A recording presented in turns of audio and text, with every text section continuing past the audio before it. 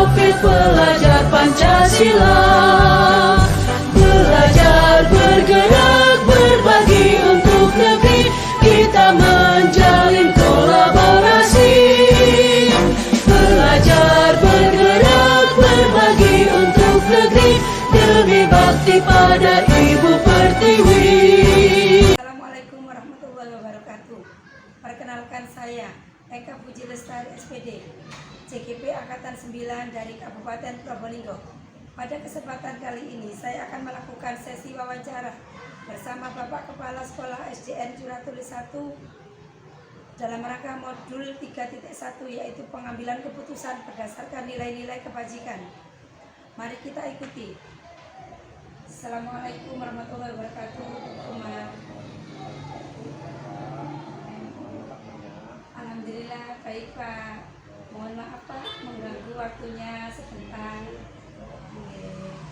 Ini Pak, saya ini sekarang rangkaian CGP-nya ada di modul 3.1 tentang pengambilan keputusan berdasarkan nilai-nilai kebajikan.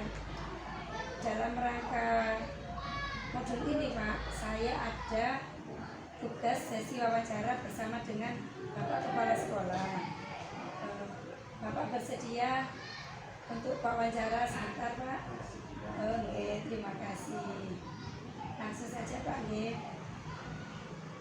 Saya akan bertanya beberapa hal yang berkaitan dengan kasus-kasus yang merupakan dilema etika maupun rujukan moral Pak. Yang pertama mungkin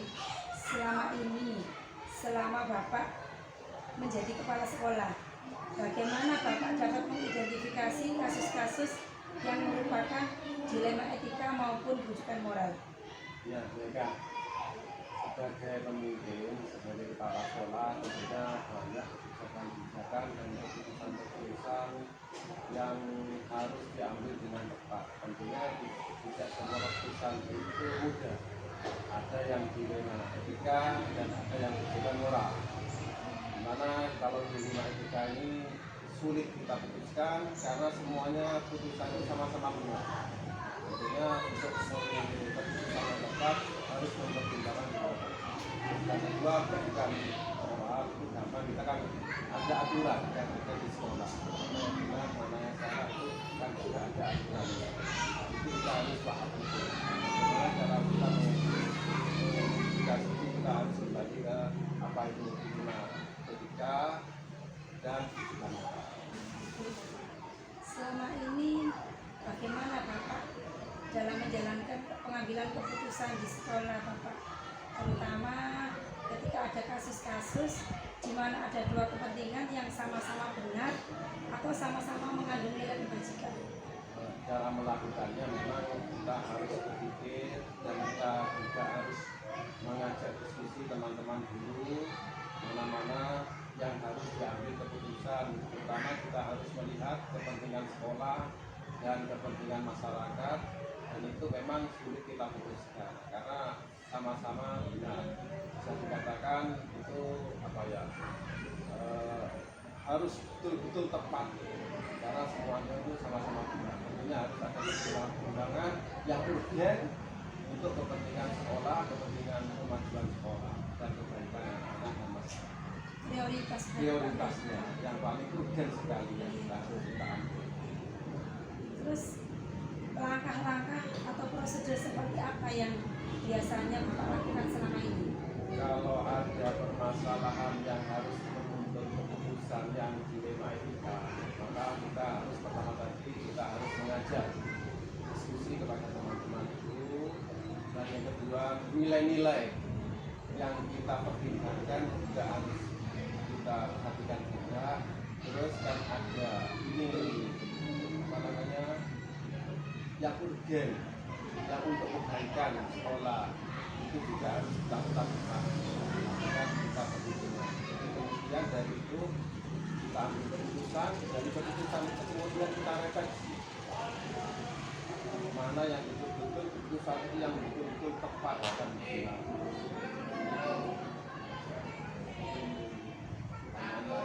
Komunikasi Pak. Komunikasi. Cari resikonya yang paling minim.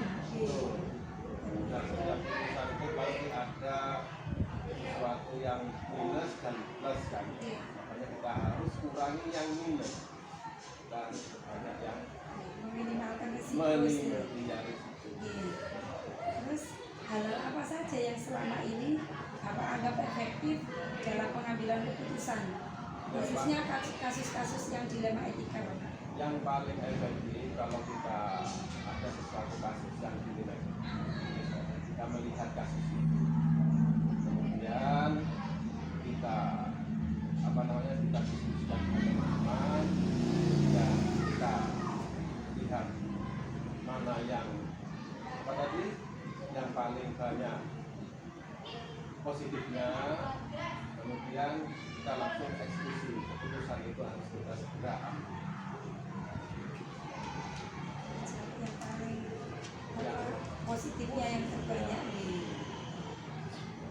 selama ini, hal apa saja yang merupakan tantangan dalam pengambilan keputusan pada kasus dilema etika? Memang kalau kasus dilema etika, tantangannya suatu keputusan diambil pasti ada yang senang, ada yang tidak Kontra, ya. ada yang kontra.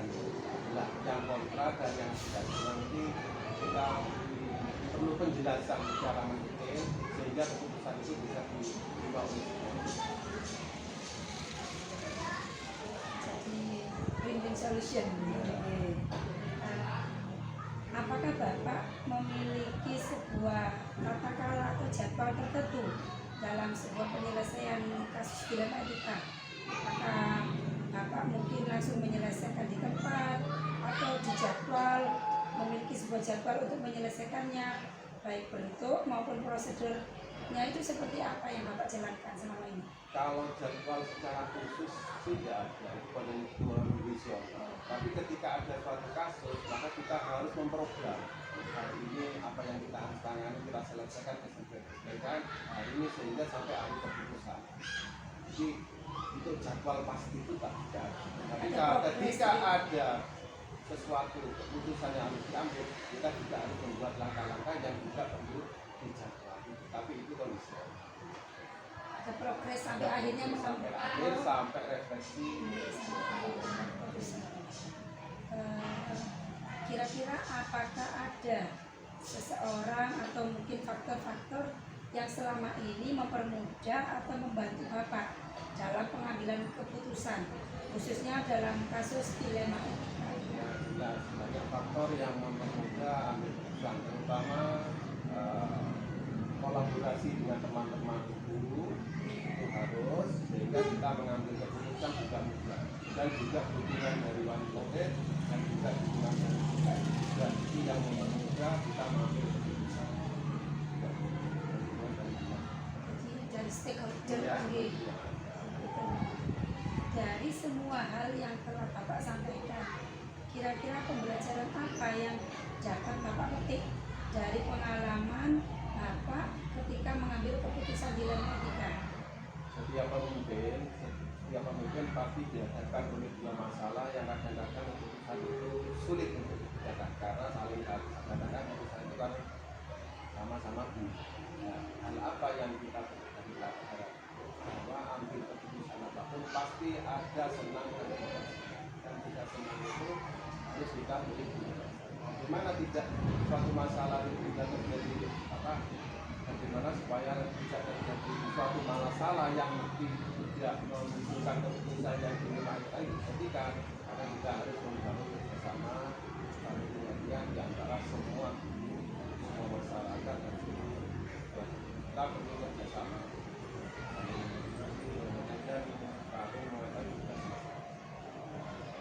Pasti dari awal ketika ada masalah pasti kan ada langkah-langkahnya itu sampai akhirnya mengambil sebuah keputusan.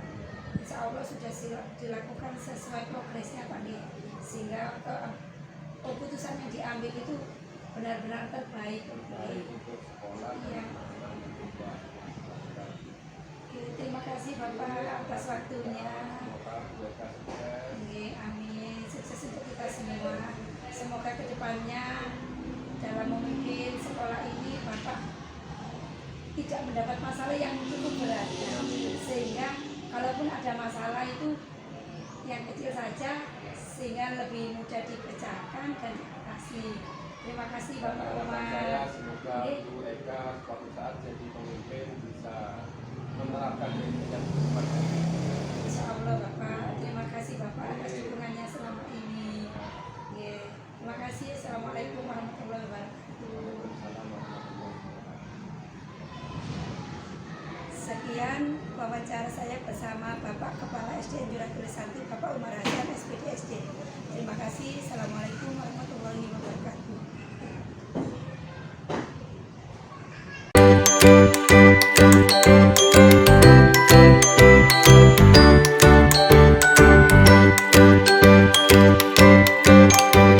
Saya akan mewawancarai Ibu Nurul Huda, SPD, Kepala Sekolah SDN Wiringinan 62, Kecamatan Tongas, Kabupaten Probolinggo. Mari kita ikuti.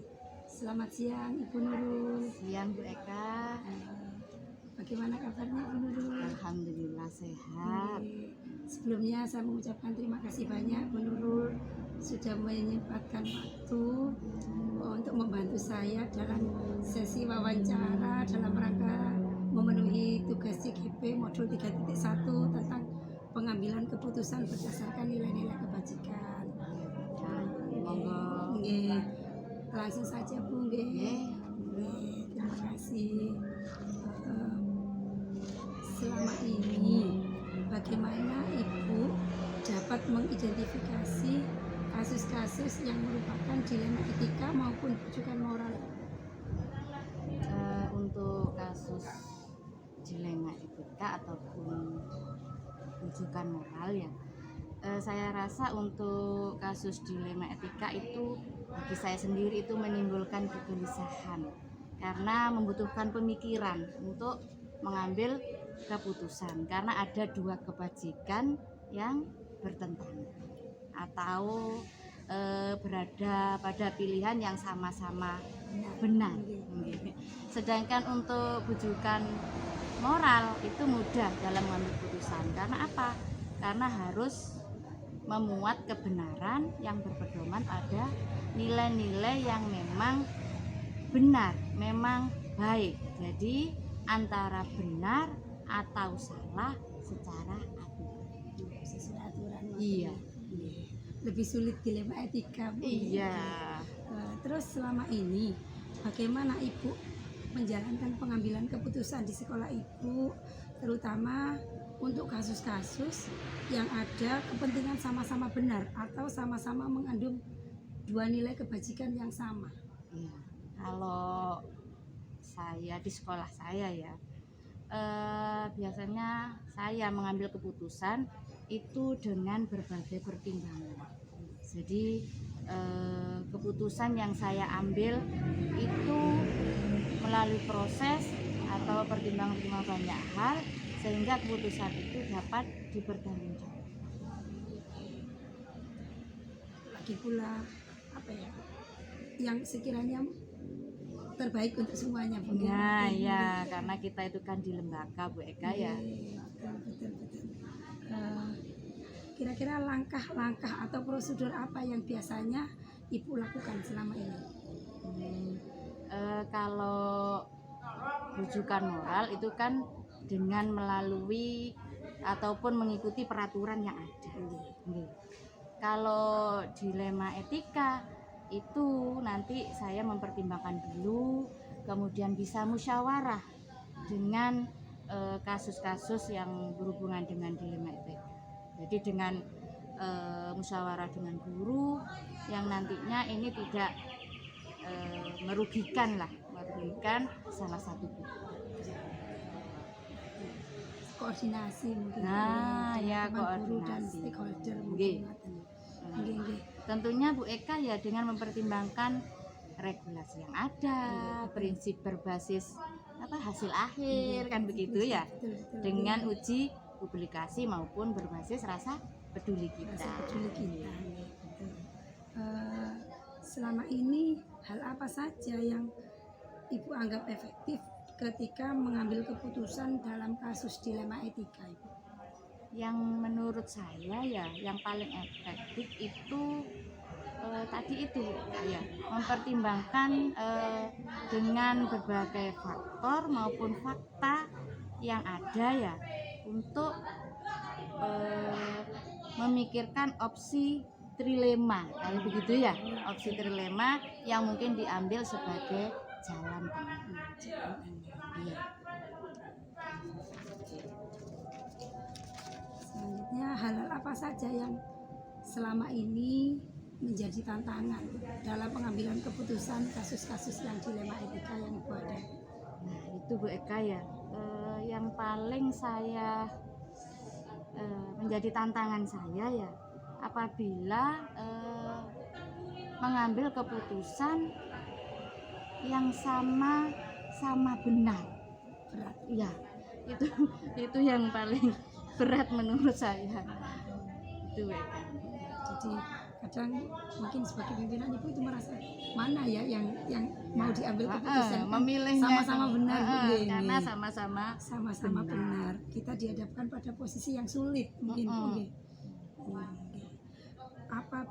Apakah Ibu memiliki jadwal atau tata kala jadwal tertentu mungkin ketika menyelesaikan kasus dilema etika, atau mungkin Ibu menyelesaikan langsung di tempat, atau memiliki jadwal atau progres mungkin untuk menyelesaikannya, baik itu bentuknya, prosedurnya, itu kira-kira seperti apa yang Ibu jalankan selama ini? Kalau yang saya lakukan ya,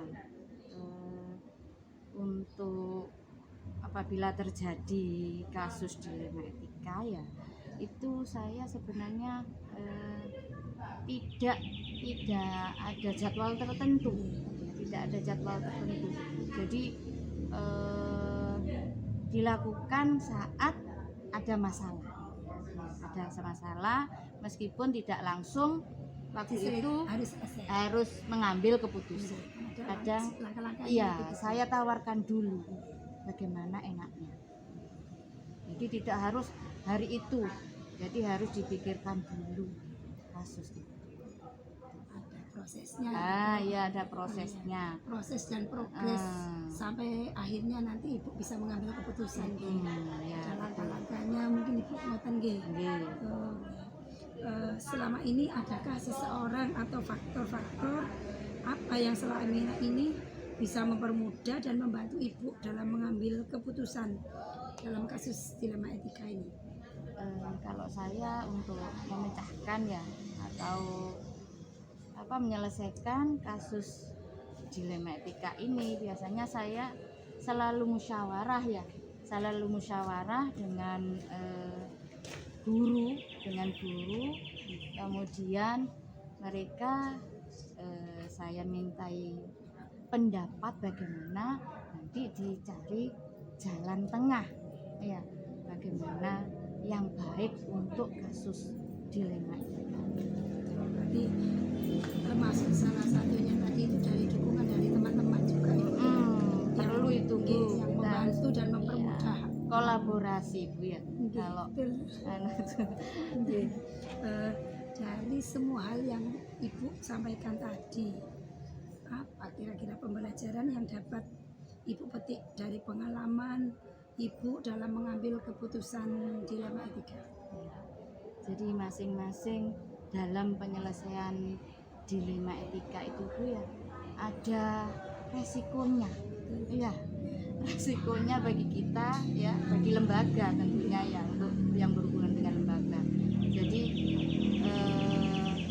sebisa mungkin resiko ini membawa kebaikan, bukan malah membawa yang jelek ya. Ya ada lah resiko itu sedikit lah, kalau bisa sedikit konsekuensinya ya. Kemudian juga kita sebagai pimpinan harus berani melangkah ya, jadi harus mempunyai keberanian untuk menyelesaikan kasus ini. Dari pengalaman juga. Iya, pengalaman harus, juga. Kemudian juga dengan mungkin sesama pimpinan kita akan bisa sharing namanya BK ya, bagaimana kasus seperti ini, apakah pernah mengalami juga. Iya, pernah mungkin di mengalami sana. ya. Ya benar kata Bu Eka itu. Iya. Ya, benar pengalaman Sharing, juga, bertukar sharing. pengalaman. Nah, Betul, itu. betul. Oke. Memang sulit Ibu ya ketika kita apalagi sebagai pemimpin pembelajaran khususnya Ibu sebagai kepala sekolah di pimpinan suatu lembaga ketika menghadapi kasus dilema etika yang kita dihadapkan pada sesuatu yang sama-sama benar. Nah, Tapi kan kita harus ada prioritas mungkin Ibu nggih. Mana ini yang terbaik, iya. solusi apa yang harus dipikirkan sekiranya itu minim resiko. Nah, ya tidak berisiko Terlalu tinggi. Jadi kemudian apa ya Bu Eka? Sama-sama enak. Sama enak lah. Win-win solution mungkin. Ya. Itu tidak terasa mungkin sudah beberapa menit kita berbincang-bincang. Terima kasih Bu Nurul sudah meluangkan waktunya membantu saya. Nggih, sebagai seorang senior, saya masih harus banyak belajar dari Bu Nurul tentang semuanya, tentang pembelajaran, tentang kepemimpinan atau apapun. Semoga kita ke depannya menjadi pribadi yang lebih baik. Kalaupun menjadi pemimpin, minimal pemimpin untuk dirinya sendiri, untuk murid-murid itu pemimpin yang bisa apa ya, yang bisa merangkul dan memenuhi kebutuhan murid. Iya, selain murid sebagai pemimpin juga guru. Nggih. Ya juga perlu Oke, terima kasih Bu Nurul waktunya. untuk Bu Eka selalu sukses ya. Amin. Semoga Terima nanti kasih banyak. jadi pemimpin pembelajaran yang selalu dirindukan. Amin, semoga Ibu. Nggih. Terima kasih. Assalamualaikum warahmatullahi wabarakatuh. Ibu. Waalaikumsalam warahmatullahi wabarakatuh. Sudah waktunya saya pamit atas sesi wawancara ini bersama Ibu Nurul Huda, Kepala SDN Meringin 62, Kecamatan Tongkas, Kabupaten Probolinggo. Sekian dari saya. Assalamualaikum warahmatullahi wabarakatuh. Waalaikumsalam warahmatullahi wabarakatuh.